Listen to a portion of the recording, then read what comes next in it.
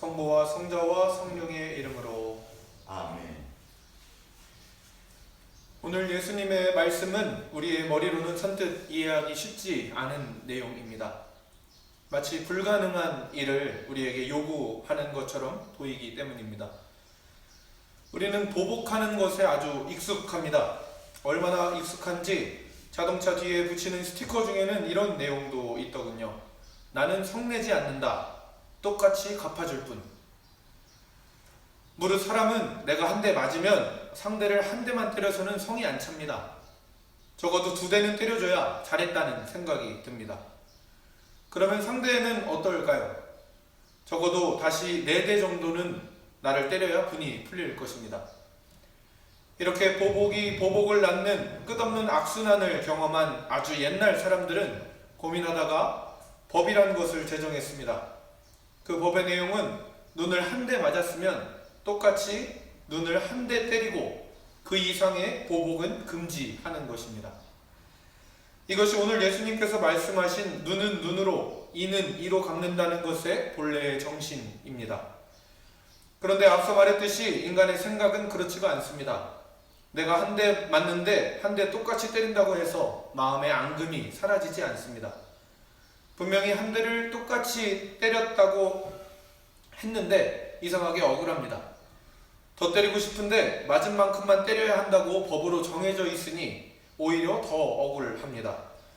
나를 먼저 때린 사람은 자기가 응분의 벌을 받았다고 생각하니까 마음이 후련한데 똑같이 갚아준 사람은 억울해서 밤에 잠을 못 이룹니다. 똑같이 마음이 풀릴 때까지 때려줘야 속이 시원할 것만 같아서 잠을 못 이룹니다. 예수님은 이러한 인간의 생각을 누구보다 잘 아셨던 것 같습니다. 그래서 새로운 방식으로 문제에 접근을 하십니다.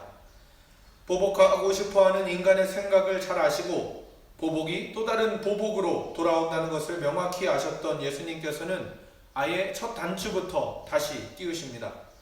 아예 보복을 하지 말라는 것입니다. 예수님께서는 이렇게 말씀하셨습니다. 누가 오른뺨을 치거든 왼뺨마저 돌려대고 또 재판을 걸어 속옷에 가지려고 하거든 겉옷까지도 내어주어라.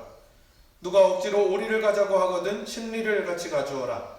달라는 사람에게 주고 꾸려는 사람의 청을 물리치지 마라. 다소 당황스러운 말씀입니다. 우리의 머리로는 도저히 이해할 수도 없는, 아니 이해하기 싫은 말입니다. 읽는 것만으로도 화가 부글부글 끓어오릅니다. 그러나 우리의 생각을 넘어 우리의 가슴으로 이 말씀을 우리는 마주해야 합니다. 누군가를 보복하기 시작하면 그 보복은 더 큰 보복을 부르는 끊임없는 악순환을 만들어내고 그것이 고스란히 다시 나에게로 되돌아옵니다. 예수님께서는 천하보다도 한 영혼을, 다시 말해서 여기 있는 모든 각 사람, 나 자신을 귀하게 여기시는 분이십니다. 주님께서는 보복하는 행위가 자신을 끊임없이 괴롭히고 학대하는 결국 자기 스스로에 대한 보복임을 꿰뚫어 보셨습니다. 그래서 그 악순환의 고리를 스스로 끊어내라고 말씀하시는 것입니다. 원수를 사랑하라는 말씀도 비슷한 맥락입니다. 흔히 하느님의 사랑을 비유할 때 바다에 비유하곤 합니다. 바다는 모든 흘러오는 강물들을 모두 받아들입니다. 내치거나 배제하거나 하지 않습니다. 모든 것을 품어 안습니다. 오늘 예수님께서도 말씀하셨습니다. 아버지께서는 악한 사람에게나 선한 사람에게나 똑같이 햇빛을 주시고 옳은 사람에게나 옳지 못한 사람에게나 똑같이 비를 내려주신다. 우리는 나에게 이롭다고 생각하는 것은 품어 안고 소유하려 하지만 해롭다고 생각하는 것은 절대 내 안으로 들이지 않습니다. 그러나 그러한 사랑은 온전한 사랑이 아닙니다. 우리는 사랑이란 단어를 심각하게 왜곡하고 있는 시대에 살고 있습니다. 사랑에는 한계가 없습니다. 사랑은 세상 모든 만물을 포함하고도 남는 무한한 품을 지니고 있는 단어입니다. 그런데 우리는 자꾸 개개인의 단편적인 사랑만을 사랑이라고 강요합니다. 그래서 서로의 사랑이 충돌하는 모순을 경험합니다. 같은 사랑이라는 단어를 가지고 서로 갈등하고 증오하고 미워하는 사랑의 모순을 경험하는 것입니다. 이것을 여러분 자신 안으로 끌고 들어와서 한번 생각해 보십시오. 원수가 다른 곳에 있지 않습니다. 내 안에 자기 스스로를 박해하고 증오하고 미워하는 원수가 있습니다. 우리 자신을 사랑받아 마땅한 존귀한 사람으로 보지 못하게 하는 온갖 생각과 감정들이 있습니다. 그래, 난 이거밖에 안 되는 사람이야. 부족하고 못난 사람이야. 못생겼어. 아름답지 않아. 난 머리가 나빠. 내 노력이 부족한 거야. 이러한 생각과 감정들은 우리가 더 넓은 사랑으로 향하는 것을 자꾸만 방해합니다. 두려움, 시기, 질투, 탐욕 등 받아들이기보다는 배제하고 선을 긋는 왜곡된 사랑으로 향하게 만듭니다. 이것들은 보복하는 것과 마찬가지로 나 자신을 갉아먹고 스스로 파멸시키는 행위입니다. 예수님께서는 이러한 왜곡된 틀을 깨트리는 방법으로 다시금 사랑을 이야기하십니다. 사랑의 본질을 회복하라는 것입니다. 그동안 내가 받아들이지 못하고 원수로 여기던 것들, 자기 자신을 사랑하지 못하게 만드는 수많은 생각과 감정들, 그것들을 받아들이라고 말씀하십니다. 그것이 진정한 사랑이라고 말씀하십니다. 모든 사람에게 공평하신 하느님처럼, 모든 것을 품어 안는 하느님처럼 그런 사랑을 향해 나아가라고 우리에게 말씀하십니다. 이러한 과정에서 중요한 전제는 억울함이나 분노 따위의 감정들이 나라는 사람의 본성, 고귀함, 존귀함을 훼손하지 못한다는 것에 대한 믿음이 있어야 한다는 것입니다. 여기에서 그리스도교 신앙이 빛이 납니다. 창세기를 보면 하느님께서 인간을 창조하실 때에 하느님의 모습대로 창조하셨다고 전하고 있습니다. 그리고 그분의 순, 곧 하느님의 영을 우리에게 불어넣어 주셨습니다.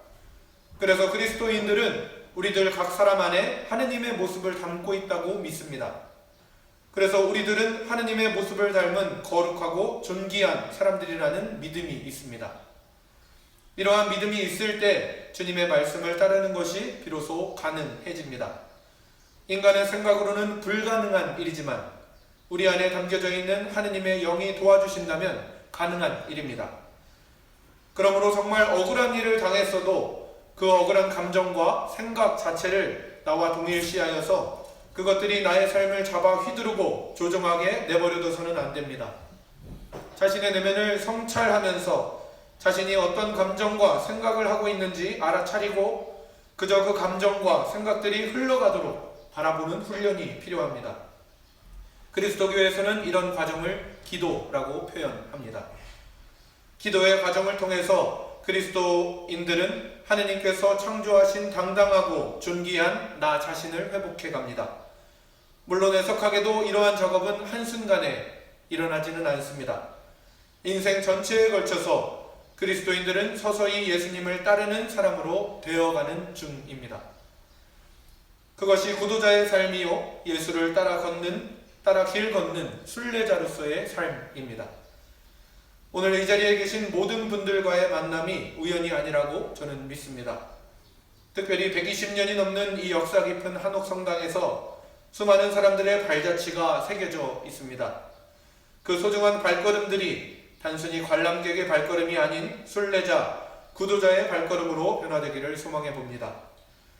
오랜만에 내리는 이 단비가 모든 메마른 대지를 풍성하게 적셔주듯이 오늘 우리의 마음 안에도 모든 것을 품어 안아주시는 하느님의 사랑의 단비가 풍성하게 내리기를 간절히 소망합니다. 그리하여 그 사랑의 힘으로 오늘 하루를 마무리할 때에 나를 향한 보복을 끊어내고 내 안의 원수들을 품어 안는 귀한 밤 되시기를 조건 없이 우리를 극진히 사랑해 주시는 예수 그리스도의 이름으로 간절히 소망합니다. 성부와 성자와 성령의 이름으로 아멘.